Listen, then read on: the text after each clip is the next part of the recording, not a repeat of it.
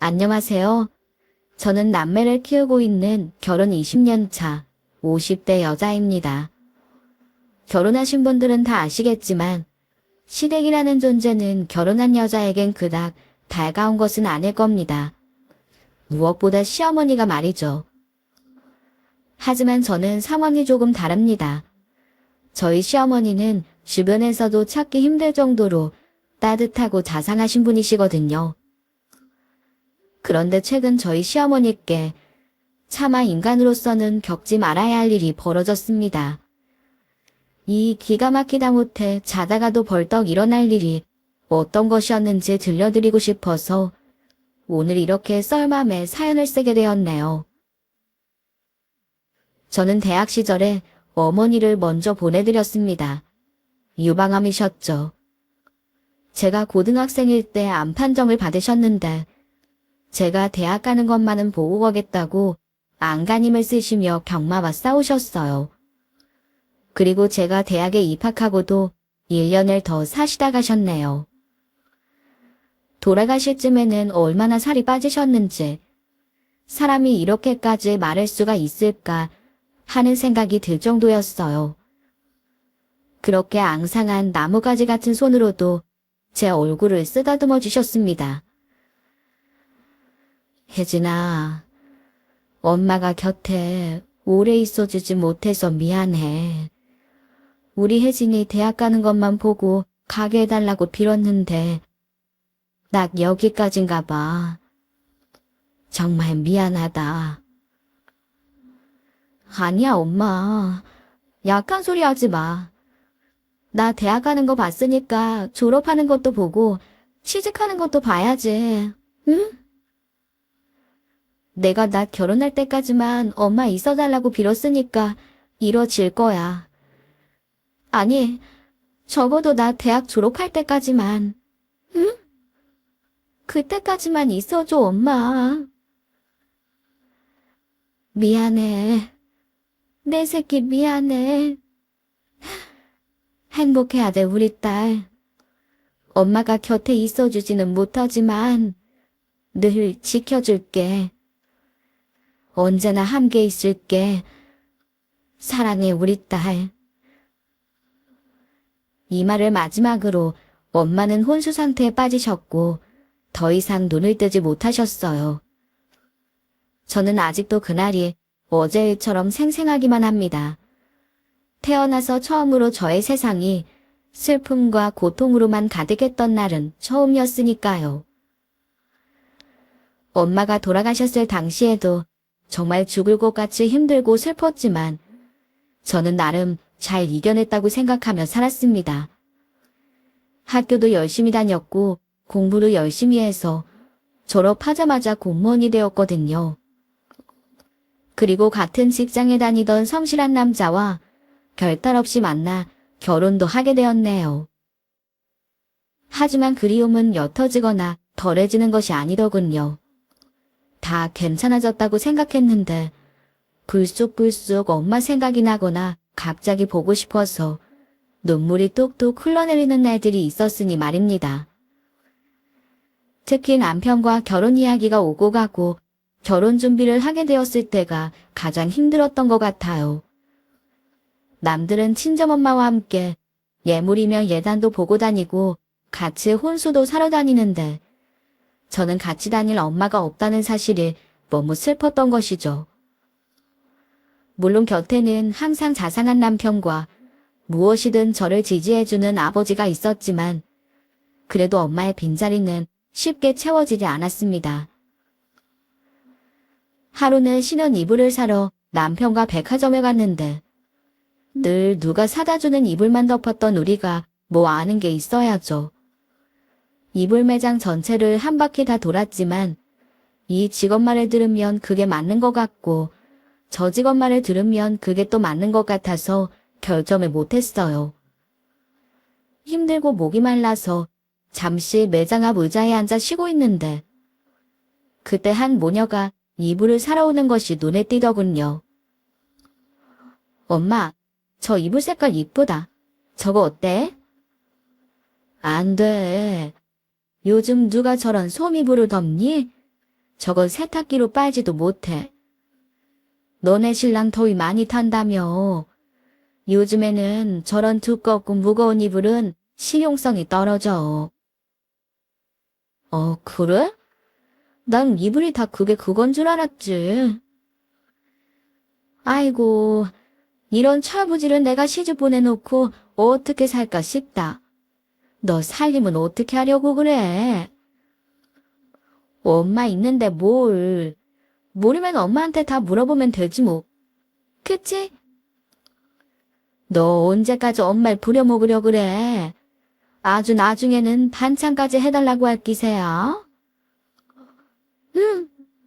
나도 회사 다니고 하면 바쁘니까 아주 가끔씩은 해줄 거잖아. 그치? 그치? 모녀의 딸 역시 결혼 준비를 하는 중인지 다정하게 이야기를 나누면서 웃으며 멀어져 갔습니다. 처음에는 아무 생각이 없이 그 모녀의 대화를 듣고 있었는데 점점 울컥하게 되더군요. 결국 저는 그 자리에서 눈물을 터뜨리고 말았습니다. 남편이 달래주었는데도 주체할 수 없이 눈물이 터져 나오더라고요.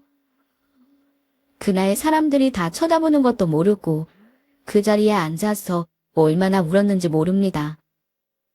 남들 다 있는 엄마가 나에게만 없는 것도 서러웠고 결혼을 할 때 엄마 자리가 비어있을 거란 사실도 너무나 슬프더군요. 그날따라 돌아가신 엄마가 얼마나 보고 싶던지요. 그런데 다음날 시어머니에게 전화가 왔어요. 백화점으로 잠깐 나올 수 있겠냐는 전화였죠. 어머니 오래 기다리셨어요? 아니다. 나도 구경하느라 시간 금방 갔어.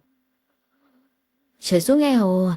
미리 연락 주셨으면 기다리시게 안 했을 텐데. 근데 어떤 일이세요? 그냥 지나가다가 우리 며느리 생각이 나서 왔어. 아가, 오늘 나랑 이불도 좀 구경하고 그릇 구경도 좀 할까? 나도 이참에 집안 분위기 좀 바꿔보려고 그런다. 저는 순간 제게 시댁 살림살이를 바꿔달라는 말인가 싶어 당황했어요. 하지만 이어진 어머니 말씀에 감동해버리고 말았습니다. 새 식구 들어오는데 나도 기분 좀 내려고 그런다. 그리고 너네 신혼이불이랑 그릇도 내가 싹 사줄 거야. 싫다고 하면 안 된다. 네? 아니에요, 어머니. 그건 제가 인혁 씨랑 준비해야죠. 사실 내가 딸이 없잖니. 10년 전 큰아들 결혼할 때는 나도 처음이어가지고 이런 걸 못 해본 게 어찌나 아쉽던지. 나도 딸 있는 내 친구들처럼 자식 신혼 살림살이에 같이 보러 다니고 이쁜 것도 사주고 그러고 싶다. 이 늙은이 소원인데 좀 봐주면 안 되겠니? 저는 어머니 이야기를 듣자마자 눈시울이 붉어졌습니다. 남편에게 어제 이야기를 듣고 나오신 게 분명한 것 같았죠. 어머니는 다정하게 제 팔짱을 끼시고 이 매장 저 매장을 다니면서 이불을 골라주시고 계산도 전부 다 해주셨어요. 그릇과 냄비 같은 살림살이도 어떤 것이 좋은 것이고 어떤 것이 사용하기 편한 것인지 하나하나 자상하게 이야기해 주시면서 전부 사주셨습니다. 계산을 하고 물건을 포장하던 점원이 이러더군요. 따님이 결혼하시나 봐요. 어머니 시원섭섭하시겠어요. 제가 놀라 아니라고 하려 했지만 어머니가 곧바로 이러시더군요. 예, 아유 아까워 죽겠어요. 근데 남편들애가 그럭저럭 사람 구실은 할 놈 같아서 그냥 믿고 보내는 거예요. 둘이 좋다니까. 아유 그래도 내 딸이 더 아깝네요. 그러게요. 이렇게 참하고 예쁜 따님이시니 당연히 아까우시겠죠. 제가 봐도 웬만한 신랑감 아니면 어머니 눈에 차지도 않겠어요. 맞아요. 이 애가 공부도 잘해서 좋은 대학 나와서 지금 공무원인데 승진도 결혼할 남자보다 빠르고 월급도 많아요. 그 녀석은 얘보다 학벌도 안 좋고 가끔 보면 눈치도 없는데 어떻게 그런 남자한테 반했는지 원. 너 그 녀석 멀쑥한 얼굴만 보고 반했지? 그치? 아니에요. 인혁 씨 자상하고 성격도 좋고 다정해요. 얼마나 잘해주는데요. 직장에서도 인정받고 있어요. 얘가 이렇다니까요. 눈에 콩깍지가 씌어서는. 으이그 이 예쁘고 착한 것 아까워 죽겠네 아주. 이렇게 말하고 시어머니는 활짝 웃으셨어요. 저는 순간 그 미소에서 돌아가신 어머니를 보았습니다. 눈물이 쏟아지려는 것을 꼭 참고 저는 어머니의 팔짱을 끼고 좀에 쇼핑을 했네요. 어머니는 제게 살림살이며 예쁜 옷도 사주시고 화장품도 사주셨어요. 그리고 맛있는 저녁도 사주시며 이랬습니다. 옛말에 딸 같은 며느리는 없다고 하던데 나는 진짜 딸이 없어서 그 차이가 뭔지 모르겠다. 그냥 너 처음 봤을 때부터 다 이쁘고 다 좋았어. 그래서 내게 딸이 있다면 이런 느낌이겠구나 싶었어. 우리 집에 와줘서 너무 고맙고 앞으로 잘 지내자꾸나. 섭섭한 일 있으면 언제든 네 엄마한테 이야기해줘. 내가 잘해줄게. 아니에요, 어머니. 제가 더 잘할게요. 오늘 정말 감사했어요. 저야말로 오늘 진짜 엄마가 살아오신 것 같아서 너무 행복했어요. 나야말로 행복했어. 너처럼 예쁜 딸이 생기다니 정말 꿈만 같다. 이제 결혼하면 친정엄마가 많이 그리울 거야. 나도 그랬어. 나중에 아기 낳고 키우면 너무 보고 싶어서 울게 되는 날도 있을 거야. 그때 내가 그만큼은 아니더라도 조금이라도 덜 외롭게 노력해볼게. 알았지? 그러니까 힘들고 외로울 때 언제든 찾아와서 기대해. 가족이 더 늘어났다고 생각하고. 이 말에 저는 또 눈물이 왈칵 쏟아져 버리고 말았습니다. 나중에는 어떻게 바뀔지 모르겠지만 그 순간만큼은 시어머니의 진심을 느낄 수 있었네요. 사실 아무리 그래도 시어머니인데 어떻게 친정엄마처럼 대하실 수 있겠어 라는 마음도 있었던 것이 사실이기도 했어요. 그리고 어쩌면 그것이 당연한 일이라고 생각하기도 했고요. 하지만 시어머니는 제 예상과는 달랐습니다. 저희가 결혼을 하고 나중에 아이를 낳은 뒤까지도 시어머니는 늘 저를 따스하게 감싸주시고 언제나 저를 아끼고 또 아껴주셨어요. 결혼하고 첫 명절이 되었을 때 시어머니는 먼저 이렇게 말씀해 주셨어요. 결혼하고 첫 명절인데 친정에 가서 먼저 있다 오너라. 아버지가 너 먼저 시집 보내고 얼마나 허전하시겠니? 외동딸 혼자서 힘들게 키우셨는데 명절에도 못 보면 얼마나 외로우시겠어. 그러니 명절에는 친정에 갔다가 우리는 나중에 보자. 가서 푹 쉬다가 와. 네? 아니에요. 저희 아버지는 이번에 여행 가신다고 하셨어요. 이번은 첫 명절이니 어머니에게 갈게요. 말씀만으로도 감사해요. 명절엔 무슨 여행이야. 말씀은 그렇게 하셔도 명절에 가족도 없이 혼자 여행 다니는 게 마음이 얼마나 쓸쓸한지 아니? 얼른 당장 전화해서 친정 먼저 간다고 말씀드려. 그럼 겉으로는 안 그래도 속으로는 엄청 좋아하실 거다.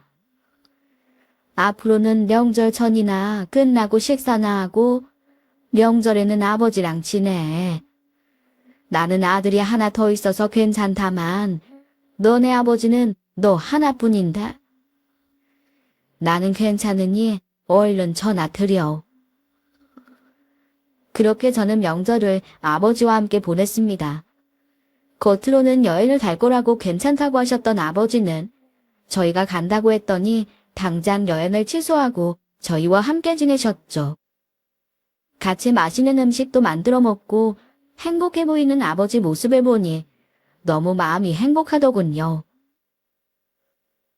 하지만 이렇게 완벽한 시댁에도 딱 하나 단점이 한 명 있었어요. 바로 남편의 형과 그 아내였습니다. 남편에게는 3살 많은 형이 한 명 있었는데 반듯하고 성실한 남편과는 정말 다른 사람이었습니다. 공부를 잘했던 남편과 달리 대학도 제대로 나오지 못했고 그렇다고 안정적인 직업을 가지고 있는 것도 아니었죠. 이것저것 장사를 한다, 배달 일을 한다, 어디 영업사원을 한다. 볼 때마다 직업이 바뀌곤 했어요. 뭐 세상사가 마음대로 다 될 수는 없으니 그거야 그럴 수 있다 치더라도 사람 자체가 불량스럽기 그지없었어요.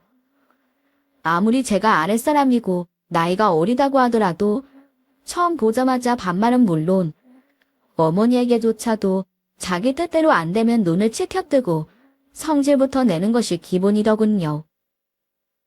거기에 부부는 끼리끼리라고 제게는 형님인 그 아내마저 정말 똑같은 인간이었죠. 거칠고 쌍스러운 데다가 상대에 대한 예의나 배려라고는 조금도 없는 사람이었습니다. 거기 동서, 내가 동서라고 부를게. 괜찮지? 이따 저녁 먹을 거니까 나가서 장 봐서 밥 좀 해. 고기도 좀 사오고. 네? 밥이요? 장을 봐서요? 그래. 왜, 싫어? 내가 장 볼 시간도 없고 지금 밥할 시간도 없어서 그래. 아니 그리고 며느리면 시댁에 올 때 장도 좀 봐서 오고 오면 밥도 좀 하고 그래야 되는 게 기본 아니야. 대학도 나왔다면서 왜 그런 기본적인 것도 몰라? 아니, 제가 들은 게 없어서요. 미리 말씀해 주셨으면 올 때 필요한 걸 사왔을 텐데요.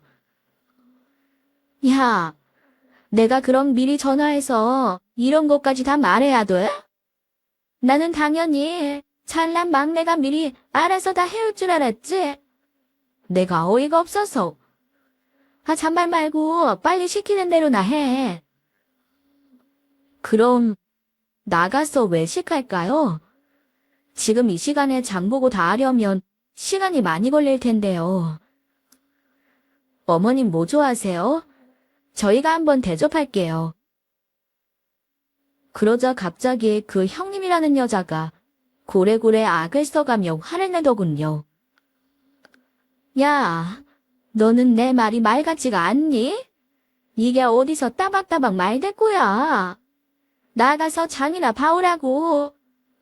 시키면 시키는 대로 하지. 어디서 말대답이야. 내가 다 생각이 있어서 하는 말이지. 누구는 외식할 줄 몰라서 그러는 줄 알아. 너 지금 나 무시하지? 내가 너보다 못 배우고 직업도 없다고 무시하는 거지? 마구 삿대질을 하며 달려드는데 어찌나 놀랐는지 모릅니다.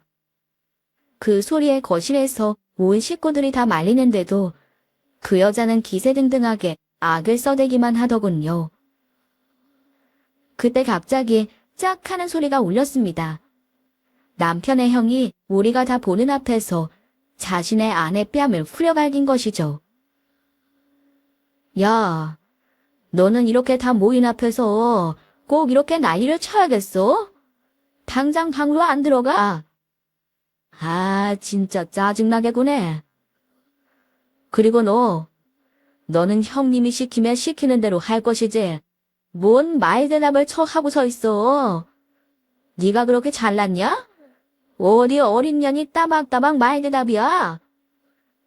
그냥 한 대 맞아야 너도 정신 차리지? 그러면서 이번에는 제게도 손을 올리려는데 남편이 후다닥 자신의 혐을 말리고 들었어요. 그만해요. 이게 무슨 짓이야? 허걱쭈. 이 새끼가 지 마누라 편든다 이거지. 이 정신 나간 놈이 감히 형한테 덤벼. 네가 요즘 덜 맞았지. 너 오늘 한번 저 터져볼래? 안 그래도 요새 시건방만 떨더니 너 이참에 버릇 한번 고쳐보자. 아이고 왜 이러냐. 큰애야 참아라. 지금 이게 무슨 짓이야. 막내 앞에서 이게 무슨 주태야. 당장 그 손 안 내려? 이게 다 엄마가 이놈만 싸고 도니까 그런 거 아냐. 얼마나 이놈만 싸고 돌면 아직 시집 온 지 얼마 되지도 않은 새파란 년이 내 마누라를 무시하냐고. 우리가 왜 이런 취급을 받아야 돼. 이게 다 엄마 탓 아니야. 어머니가 말리고 들자 거기다 대고 남편의 형이 버럭 고함을 질렀습니다. 그러자 남편에게 뺨을 맞고 바닥에 쓰러져 있던 형님도 어머니를 향해 악을 쓰더군요. 맞아요. 어쩜 그럴 수가 있어요.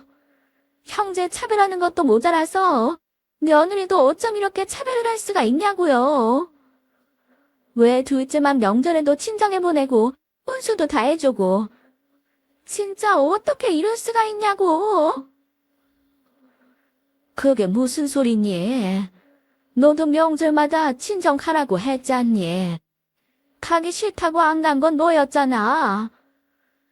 그렇다고 우리가 명절에 음식을 하니 뭐를 하니. 너 결혼할 때도 아무것도 없이 그냥 집에 들어온 거 기억 안 나? 가진 것 없이 임신해서 들어온 거랑 얘들이랑 같아? 그걸 두고 어떻게 차별이라 할 수 있어. 나는 너한테 최선을 다했다. 내가 20살 그 어린 나이에 애가 져서 시집 왔을 때 그렇다고 어머니가 뭐 해준 거 하나 있었어요? 없었잖아요. 근데 왜 쟤만 이불도 사주고 그릇도 사주고 폐물도 해줘요.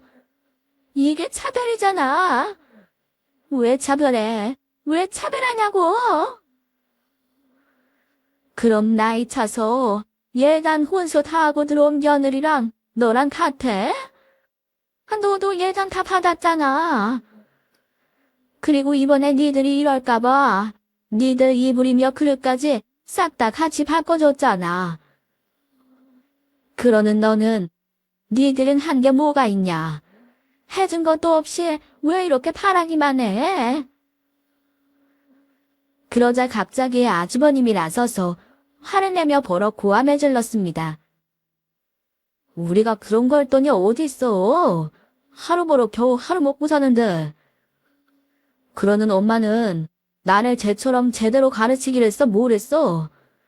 나도 쟤처럼 대학 나오고 했으면 나라고 안 그러고 살았을 줄 알아? 그럼 네가 공부를 좀 하지 그랬어. 맨날 사고치고 술이나 먹고 놀러 다니고. 야 이놈아, 너 사고 뒷수습한 것만도 둘째 대학 등록금보다 더 들었어. 그렇다고 네가 언제나 용돈이나 한번 챙겨준 적 있냐? 20살 때 덜컥 임신시켜 결혼하겠다고 들어와서 여기 놀러 앉은 게 벌써 10년이 넘었어. 염치가 좀 있어라 염치가. 아이고, 둘째 니들은 그냥 가라. 이러다 더 못 볼 꼴만 보이겠다. 그 말이 떨어지자 남편은 저를 데리고 황급히 집을 나와버리더군요. 집으로 가는 동안 저는 아무 말도 할 수 없었습니다. 정말 어떻게 가족끼리 그럴 수 있는지 모를 정도로 아수라장이 되어버린 것을 직접 보고 나니 뭐라 할 말이 없었네요. 한참이 지난 뒤 남편이 사과를 하더군요. 많이 놀랐지? 아, 미안해. 나도 형이랑 형수가 저 정도까지 할 줄은. 아니, 내가 잘못한 건가? 갑자기 장 봐서 저녁을 하라고 하니까. 그렇다고 어머니도 계신데 그렇게 화를 낼 일인가? 그냥 외식하면 되는 거 아니야? 당신은 잘못 없어. 그거 다 핑계야. 그냥 형수는 자기가 세민하고 부러워서 무조건 깎아내리려고 하는 것뿐이야. 예전부터 그랬어. 형은 자기 잘못보다는 무조건 남 탓만 하는 사람이야. 대학 문제도 본인이 공부 안 하고 논 건 생각 안 하고 어머니가 나만 보내줬다고 생각하는 거야.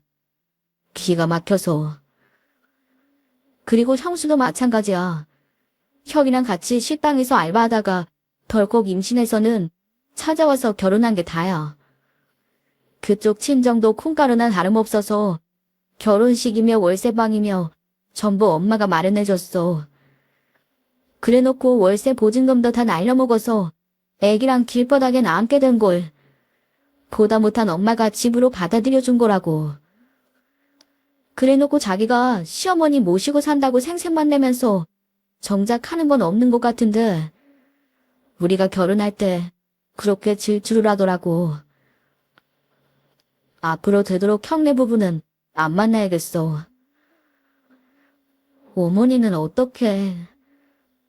당신도 그동안 골치 많이 아팠겠네. 진짜 형제가 아니라 웬수야. 결혼하고 애도 있는데 언제 정신을 차리려는지.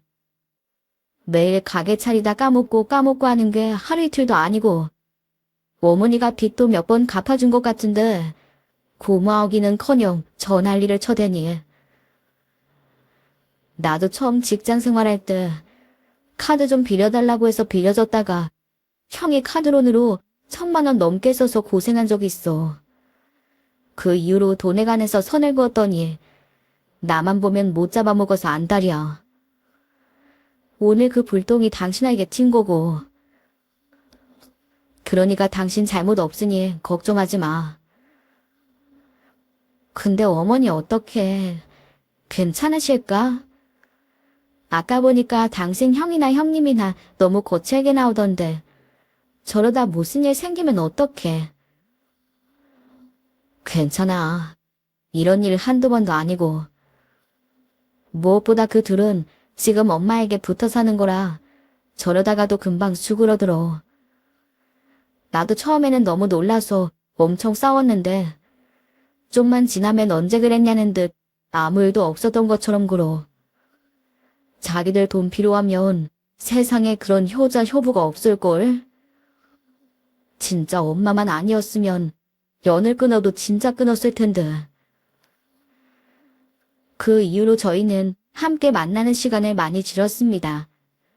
그들은 어떨 때는 새삼 좋은 사람처럼 굴다가도 어떨 때는 또 억울하다느니 차별당한다느니 억지를 부려가며 난리를 쳐대더군요.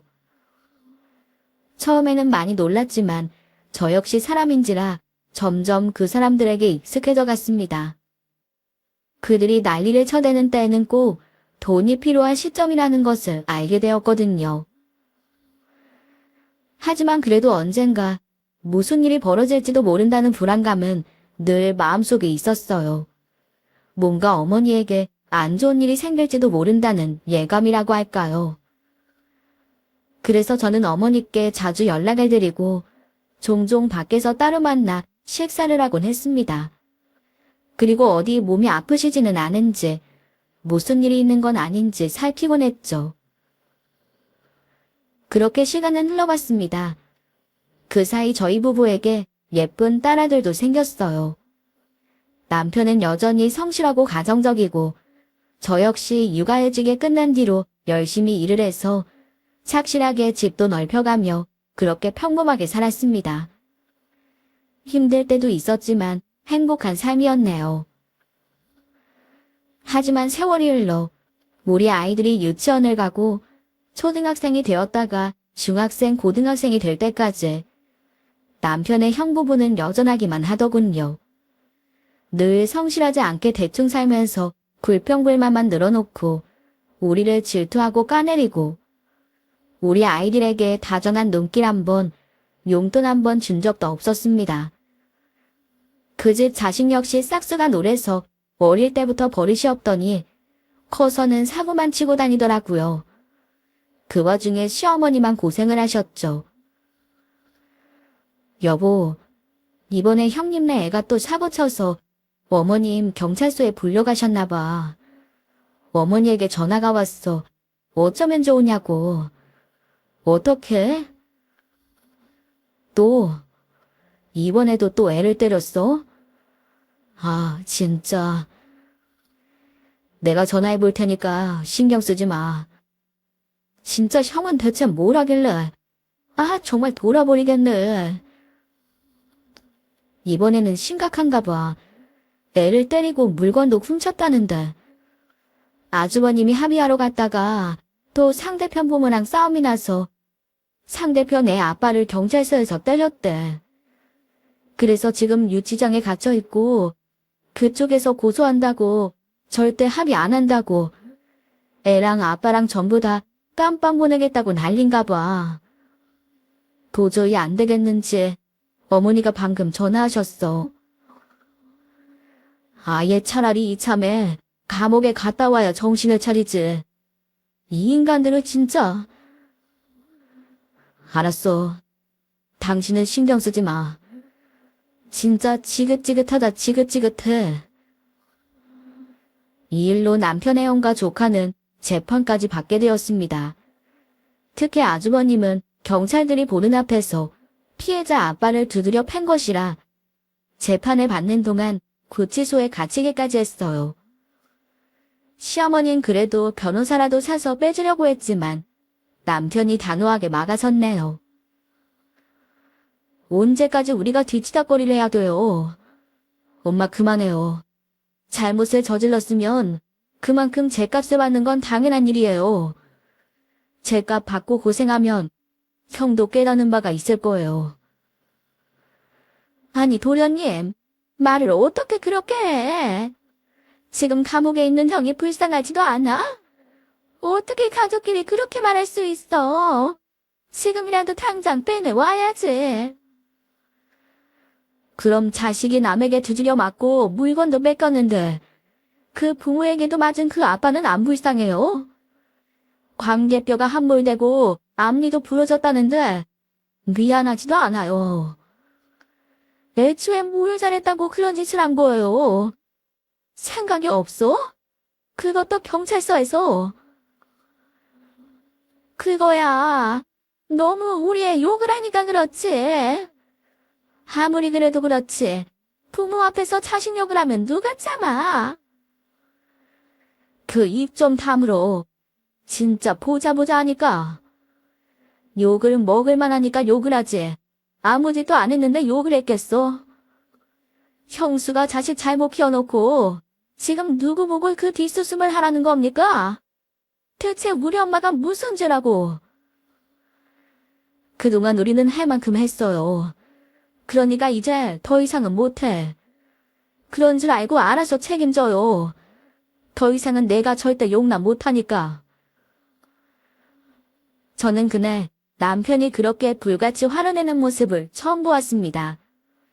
평소 큰 소리 한 번 낸 적 없는 남편이 버럭같이 고함을 지르자 형수도 더 이상은 안 되겠다 싶었던지 대꾸를 하지 않더군요. 그 일을 계기로 시어머니는 부쩍 늙어버리셨습니다. 안 그래도 70이 훌쩍 넘은 고령이신데 자꾸 마음고생을 하시니 점점 약해지시는 게 눈에 보일 정도였죠. 조카와 형은 재판 때까지 소년원과 구치소에 갇혀있다 집행유예로 풀려나 집으로 돌아왔습니다. 그래도 가족이라고 시어머니와 형님은 눈물을 흘리며 그 둘을 반기더군요. 하지만 아주버님은 저희를 쳐다보지도 않았네요. 자신의 잘못보다는 저희의 대처에 더 화가 난 모양이었습니다. 그래도 한동안은 잠잠했습니다. 매운맛을 보고 난 뒤라 그런지 조카도 사고를 치는 빈도가 줄어들었고 아주버님도 조용히 집에서만 지내는 듯 하더군요. 하지만 이때부터 시어머니의 건강이 부쩍 안 좋아지셨어요. 전화를 드리면 매일 기운이 없고 몸이 안 좋다며 외출도 잘 못하시고 식사 약속을 잡아도 감기 기운이 있다며 취소를 하기도 하셨습니다. 그렇게 좋아하는 저희 아이들을 보러 오시지도 못하실 정도였네요. 도저히 안 되겠다 싶어서 시어머니를 보러 가려고 하면 형님이 오지 못하게 막아섰어요. 이번 주말에는 어머니랑 우리가 어딜 갈 곳이 있어. 시간 안 되니까 다음에 와. 네? 어디를요? 어머니랑 같이요? 어디 가는지까지 내가 이야기해야 돼? 암튼 그렇게 알아. 아니, 어머니가 몸이 계속 안 좋다고 하셔서요. 저번에 저희 집에 오신다고 하셨다가 못 오셨는데 지금은 괜찮으세요? 오늘 전화도 안 받으세요. 그래. 병원 가는 거야, 병원. 안 그래도 계속 아프다고 골골대서 주말에 예약 잡아놨어.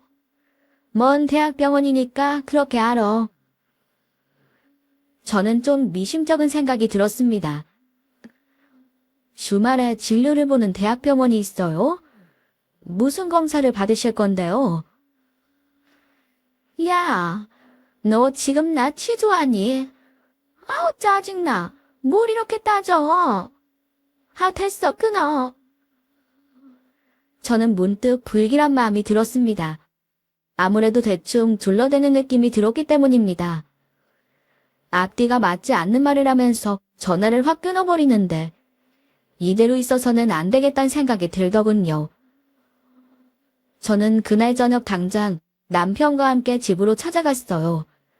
갑자기 저희가 찾아가자 형네 부부는 많이 놀란 듯 보이더군요.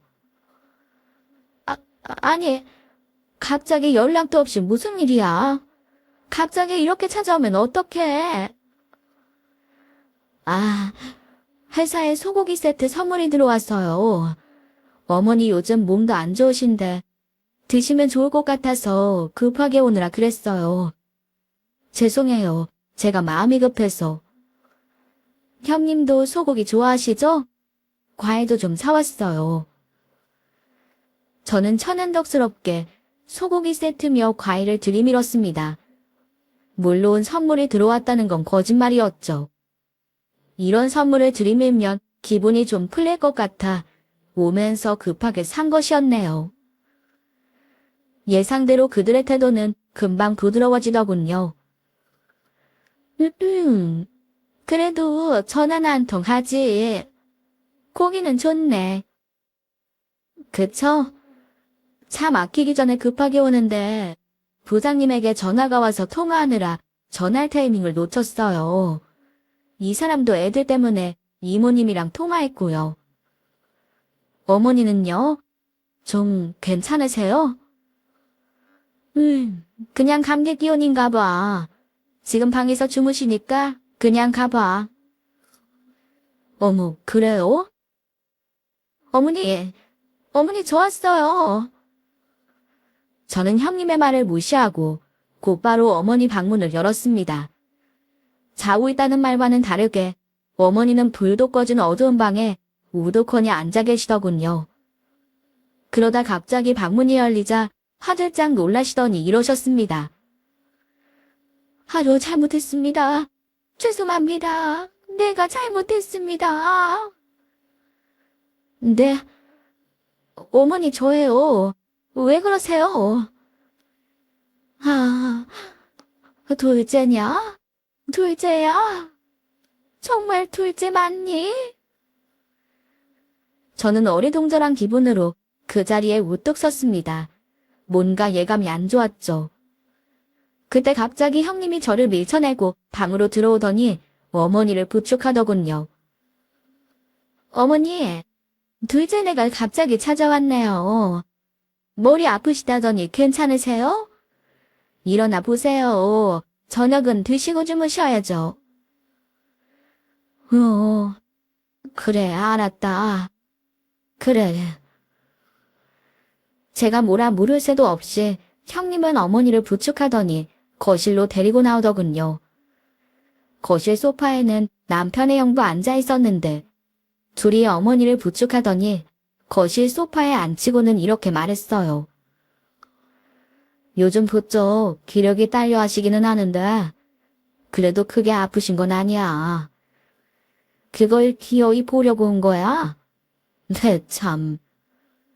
요즘 기력이 딸려서 그러시는지 방금처럼 가끔 이상한 소리도 하고 그러신다. 그래서 주말에 검사 좀 받아보려고 그러는 거야. 형, 어머니 언제부터 이러신 거예요? 좀 됐어. 뭐, 다 내가 속을 썩여서 그렇지 뭐. 내가 죄인이다. 그러니 이만 가봐. 나도 요즘 심란하니까. 정확히 증세가 어떠신데요? 병원은 어디 예약했어요? 야, 네가 모시고 살 거 아니면 그만해. 나도 자식이야. 너만 자식인 줄 알아? 이 정도는 내가 할 수 있으니까 그만 돌아가. 정 걱정되면 나중에 병원비나 좀 보태주던가. 알았어요. 저도 걱정이 되어서 그런 거죠. 결과 나오면 꼭 알려줘요. 저희가 다음 주에 또 와볼게요. 그러던가. 암튼 나도 심란하다. 그러니까 그만 찾아와. 저는 남편과 아주버님의 대화를 나누는 동안 시어머니를 가만히 바라보았습니다. 하지만 치매라고 하기에는 시어머니 행동이 이상했어요. 어머니는 둘 사이에 앉아서 고개 한 번을 들지 못하고 손만 바들바들 떨고 계셨던 것이죠. 보통은 더 어린애 같은 행동을 하거나 자기 마음대로 돌아다닐 텐데 제 눈에 어머니는 무엇인가를 무서워하는 것처럼 보였습니다. 집으로 돌아오는 길에 저는 남편에게 제 느낌에 대해 이야기를 했어요. 아무래도 이상해. 어머니가 치매라는 게 당신은 믿겨져? 나도 안 믿겨. 근데 당신이 봐도 이상하긴 했잖아. 그러니까 우리 큰아버지가 치매시잖아. 평소에 엄청 근엄하고 점잖으신 분이셨는데 지금은 아이 같아. 그냥 웃다가 울다가 막 뛰어다니고 완전히 어린애 같아지셨어. 근데 어머니는 아니잖아. 사람마다 증상은 다르니까. 내 말은 그게 아니라 우리가 왔는데도 눈 한 번 못 마주치고 얌전히 앉아만 있는 게 당신은 정상인 것 같아? 아무리 치매가 왔다고 해도 그렇게 당신을 예뻐하셨는데 벌써 당신이랑 나도 못 알아보신다고? 아니야. 이건 아니야. 뭔가 이상해. 나 불길한 느낌이 들어. 집으로 돌아온 저희는 둘 다 밤새 잠 한숨 못 자고 치매에 대한 자료를 찾으며 어떻게 된 일인지에 대해 파헤치기 시작했습니다. 주말 오후 저희는 다시 지나가는 길이었던 핑계로 시댁을 찾았습니다. 그들은 저희의 질문에 제대로 대답을 하지 못하더군요. 어떤 검사를 받았는지, 어머니가 어떤 대답을 하고 어떤 행동을 했는지, 아주 기초적인 치매 검사에 대한 질문이었는데도 말이죠. 저희의 행동이 수상쩍다 느꼈는지 형님 부부는 저희가 들어간 지 10분도 되지 않아 화를 내며 저희를 쫓아내다시피 했어요. 어머니는 피곤해 주무신다며 얼굴조차 뵙지 못하게 했죠. 저희는 착잡한 마음으로 집으로 돌아와 컴퓨터를 켰습니다. 사실 무리해서 그 집으로 간 건 목적이 있었기 때문이었어요. 아무래도 미신적인 것이 많았기 때문에 미리 준비해둔 초소형 카메라를 형네 부부 몰래 여기저기 설치하기 위해서였습니다. 남편과 형이 대화를 나누는 척 하는 동안 저는 물을 마시는 척 하면서 냉장고와 화장실 그리고 어머니 방 안쪽의 문에도 슬쩍 카메라를 붙였습니다. 크기도 작고 눈에 띄지 않는 모양인데다가 배터리 수명도 일주일 동안 유지되는 카메라였어요. 무엇보다 컴퓨터로 연결하면 실시간으로 그곳에서 일어나는 일을 볼 수 있는 것은 물론 녹화도 되는 것이었죠. 컴퓨터 화면에는 곧 형님 부부네 집 부엌과 거실, 그리고 어머니 방이 선명하게 나왔습니다. 형님 부부는 부엌 식탁에 앉아 둘이 술을 마시고 있더군요. 그 둘이 나누는 대화 역시 아주 또렷하게 들렸습니다. 아무래도 당신 동생이 이상하다 생각하는 것 같아. 아우, 짜증나. 오늘도 영탐하러 온 거 아니야? 꼴 보기 싫은 새끼. 그놈은 어릴 때부터 머리 굴리는 거 하나는 도 같아서. 안 되겠어. 이렇게 질질 끌다가는 들키겠다. 빨리 어떻게 좀 해봐. 나도 할 만큼 했어. 당신이 좀 해보든가. 저 노인네가 절대 입을 안 여는 걸 어떡해. 통장 비밀번호고 인감도장이고 아예 입을 꾹 닫고 말을 안 해. 온 집안을 다 뒤져도 통장이고 도장이고 보이지도 않고. 아우, 짜증나. 야, 그거 하나를 해결을 못하냐? 입을 안 열면 입을 열 때까지 좁히면 되잖아. 네가 살살 때리니까 그런 거 아니야. 헛기시네. 그럼 네가 하든가. 지는 친엄마라고 손에 피 한 방울 안 묻히려고 다 나한테 떠밀어 놓고는 이제 와서 내 탓하는 거야? 몰라. 이거 해결 안 되면 나는 그냥 애고 뭐고 집 나갈 거니까 알아서 해. 뭐? 집을 나가. 이게 미쳤구나? 그럼 해결을 좀 해봐. 눈 딱 감고 네가 나서면 다 해결이 될걸. 왜 이렇게 질질 끌고 있어? 평생 이렇게 거지같이 살 거야. 두 사람은 이렇게 의미를 알 수 없는 말들을 나누며 한창 싸움을 벌이더군요. 그때 갑자기 아주버님이 벌떡 자리를 박차고 일어났습니다. 그리고 뒤이어 일어난 일에 저와 남편은 기함을 하며 자리에서 벌떡 일어났죠. 컴퓨터 모니터에는 세상에서 절대로 일어나서는 안 되는 일이 벌어지고 있었던 것입니다. 자리를 박차고 일어난 형이 시어머니 방문을 발로 걷어차더니 누워있는 시어머니의 머리끄댕이를 잡아 질질 끌고 거실로 나오더군요. 그리고는 무차별적인 폭행이 시작되었습니다. 저는 그 자리에 풀썩 주저앉고 말았어요. 머리가 하얘지고 숨이 쉬어지지 않을 정도였습니다. 남편의 형은 악을 쓰며 자신의 어머니를 때렸습니다. 야, 이 노친네야. 통장 어디다 뒀어? 인출카드 어딨냐고? 빨리 말 안 해? 내가 이 재산 전부 다 둘째 지려고 하는 거 모를 줄 알아?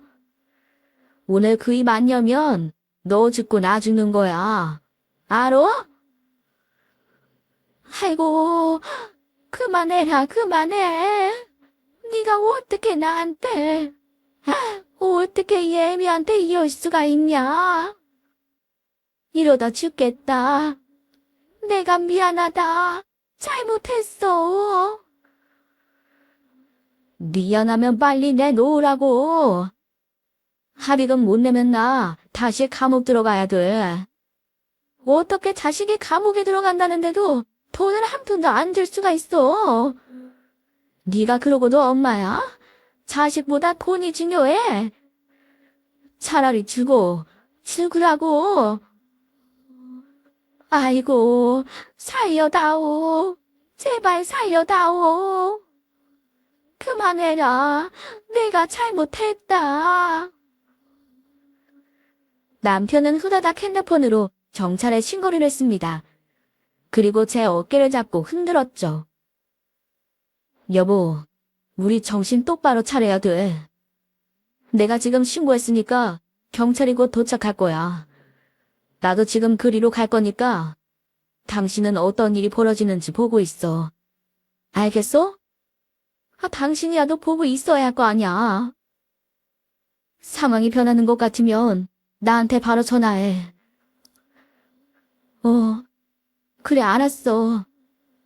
여보, 운전하지 말고 택시 타고 가. 사고 나. 알았지? 그래, 알았어. 경찰 언제 오는지 보고 전화해. 남편은 곧바로 시댁으로 출발했습니다.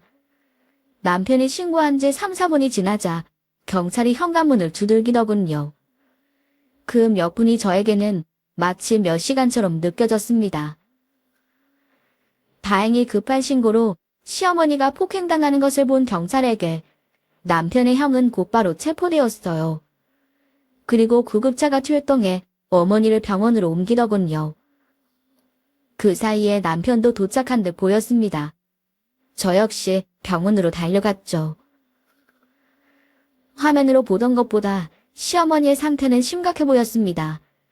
저는 어머니의 앙상한 손을 잡고 눈물만 펑펑 흘렸어요. 죄송해요. 죄송해요, 어머니. 이러신 줄도 모르고 정말 죄송해요. 돌쟁이? 아가, 울지 마라. 이제 괜찮다, 괜찮어. 내가 그래도 끝까지 버텼어. 이제 괜찮어. 왜 그러셨어요? 그냥 차라리 다 줘버리고 저희 집으로 오시지. 대체 왜 그러셨어요? 줘버린다고 그치레였으면 진작에 이랬겠니? 그래도 고맙다. 연락할 방법도 없어서 어떻게 하나 힘들었는데 구해줘서 고마워. 그날 저는 얼마나 울었는지 모릅니다. 다행히 어머니는 여기저기 타박상과 뼈에 금이 간 곳이 있기는 했지만 큰 이상은 없었습니다. 알고 보니 이 연놈들은 어머니가 마지막으로 가지고 계셨던 목돈이 든 통장과 어머니 소유의 아파트와 상가 한 채를 전부 다 빼앗아 버릴 생각이었던 거예요. 그건 전부 어머니가 평생 뼈 빠지게 일에 마련한 것이었죠. 자신이 감옥에 갔는데도 평소처럼 뒷바라지 해주지 않는 것을 보고 이러다가는 안 되겠다는 생각을 했다고 하더군요. 게다가 피해자 부모에게 거액의 손해배상금을 물어야 할 처지였던 것이죠. 아무리 그렇다고 해서 자신의 부모에게 손을 대다니. 저희는 도저히 그 행동이 용납이 되지도 용서가 되지도 않았습니다. 저희는 곧바로 형사사건으로 고발하고 법적 절차를 밟아나갔습니다. 모든 증거가 확실했기 때문에 아주버님과 그 아내는 바로 구속되었죠. 저희는 어머니의 집에 있던 그 식구들의 짐을 전부 빼서는 조카와 함께 그 여자의 친정으로 보내버렸습니다. 형부부와 관련된 것은 조금 더 남겨놓고 싶지 않았어요. 그리고 곧바로 집을 처분하고 어머니를 저희 집으로 모시고 왔던 것이죠. 아주버님이라는 사람은 실형을 몇 년 살 것이 확실해 보입니다. 형의 아내는 직접적인 증거가 없어서 구속은 면했는데 뻔뻔하게도 저희를 찾아왔더군요. 아니 무슨 낯짝으로 여기를 와? 어이가 없네. 당장 꺼지지 못해? 야, 말 조심해. 그래도 내가 나이도 많은데. 니들 어떻게 그럴 수가 있어. 집도 빼버리면 우린 어디서 살라고. 해까지 쫓아내다니. 니들이 인간이야? 인간? 그 이야기를 당신 입으로 들으니 더 어이가 없네. 그 집이 당신 집이야? 그리고 뭐 하고 살았길래 이제껏 자식하고 살 집 한간이 없어.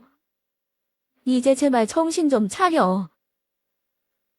우린 더 이상 할 말 없으니 돌아가. 야, 그래도 핏줄인데 애 아빠는 꺼내줘야 할 거 아니야. 가서 오해하다고 말해. 아니면 변호사라도 붙여줘야. 저는 군을 이기지 못하고 그대로 대차게 그 여자의 뺨을 올려붙였습니다. 정말 무엇을 잘못했는지 자체를 모르는 인간 말종도 이런 인간 말종이 있을까요? 한마디만 더 했다간 어머니가 맞으신 그대로 때려줄 테니까 그렇게 알아. 뭐 핏줄? 지금 말 다 했어? 그래서 니들은 핏줄이라서 어머니를 가둬놓고 굶기고 때렸니? 니들이랑 우린 이제 더 이상 아무 사이도 아니니까 더 이상 찾아오지 마. 한 번만 더 찾아오면 경찰 불러서 진짜 감옥에 쳐넣을 테니. 이렇게 엄포를 놓은 이후로는 다시는 찾아오지 않고 있긴 하지만 저희는 더 보안이 확실한 곳으로 이사를 할 생각입니다. 어머니는 저희 집으로 오신 이후로 빠르게 안정을 찾으시고 잘 지내고 계세요. 지금은 아이들 배웅도 해주시고 제 살림도 도와주시면서 행복하게 지냅니다. 저 역시 퇴근하고 돌아오면 친정엄마가 있는 것만 같아 훨씬 더 안정감을 느끼고 있어요. 아이들도 좋아하고 어머니 역시 이제야 손주들 보면서 노후를 제대로 즐기는 것 같다고 행복해 하시죠. 물론 가끔 큰아들 때문에 속상해 하시는 것 같지만 저희가 계속 위로해드리고 있습니다. 저도 자식을 키워봐서 알지만 자식이라면 뭐라도 다 내주고 싶은 게 부모 마음이죠. 하지만 끊어야 할 때 끊을 줄 아는 것도 부모의 역할이라는 것을 이번에 뼈저리게 느꼈습니다. 이제 앞으로 저희 식구는 더 올바르고 행복하게만 살아보려고 합니다. 힘든 일을 이겨내고 새 출발하는 저희의 앞날을 축복해주세요. 긴 이야기 들어주셔서 감사합니다.